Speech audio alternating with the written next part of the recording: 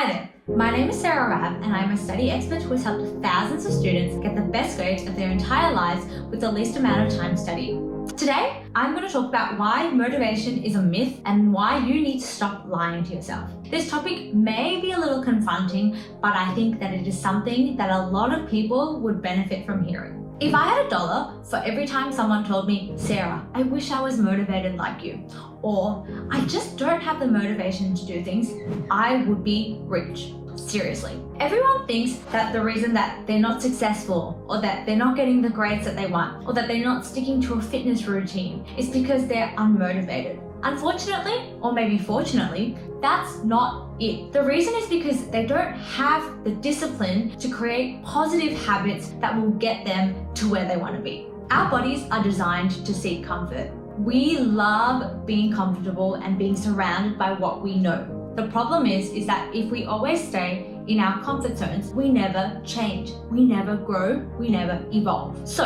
when you start to do something that puts you out of your comfort zone, like studying when you never used to have to study, or going to the gym for the first time, or trying to wake up earlier and be more productive, your body is not accustomed to this and it will fight back. You'll feel uncomfortable, you might feel anxious, you might feel a little bit sick in the stomach. That doesn't mean that you don't do it. The first few times will be hard. You will need to talk yourself into it, push yourself through it, and this requires discipline and willpower. The best way to do it is to remind yourself why you're making this change, what goals you have, and what it will lead you closer to becoming. As you continue to engage in that new activity, you will find that your body becomes accustomed to it and then it will start to become a habit.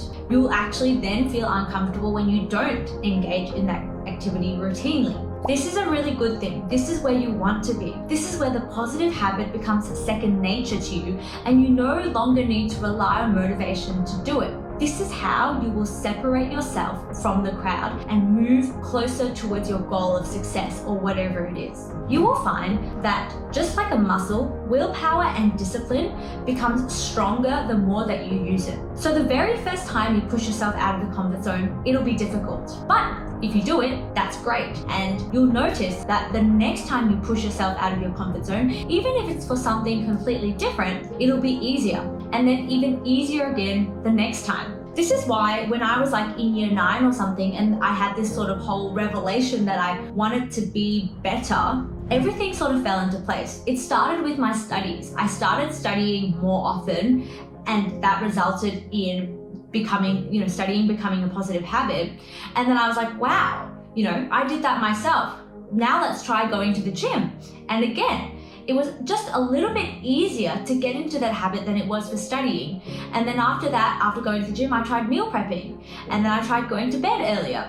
All those things fell into place and it got easier and easier as I went along because my discipline and my willpower was getting stronger. So how do you start? For studying specifically, a study planner is a great tool. At the start of the week, outline the times during the week you will be free or that you plan on studying. And as the week progresses, just do it. It doesn't matter if you don't feel like studying on the day. So say Monday, 4 p.m. comes around and you had planned to study from 4 to 6, but you're just not feeling it. I'm sorry, but if you chicken out, that's because you are relying on your motivation. And motivation fluctuates. You cannot rely on it because it is like emotions. It fluctuates and it varies and it is not something that will keep you consistent and that will help you get to the goal that you wanted to. Instead, you need to remind yourself of the promise that you made for yourself and you need to hone in on that discipline and willpower and just go ahead and study. Chances are you'll feel great after you get your study done because you stayed true to your promise. And as you go through the weeks, you will find that sitting down to study is so much easier because you will not rely on motivation and it instead will become a positive habit that you just do without thinking. At the end of the week, if you stuck to your schedule, you should definitely do something like reward yourself, buy yourself stationery or go out with your friends because make no mistake, it's not easy. Having discipline and having willpower and doing what needs to be done instead of what you feel like in that present moment is not an easy task, but it is necessary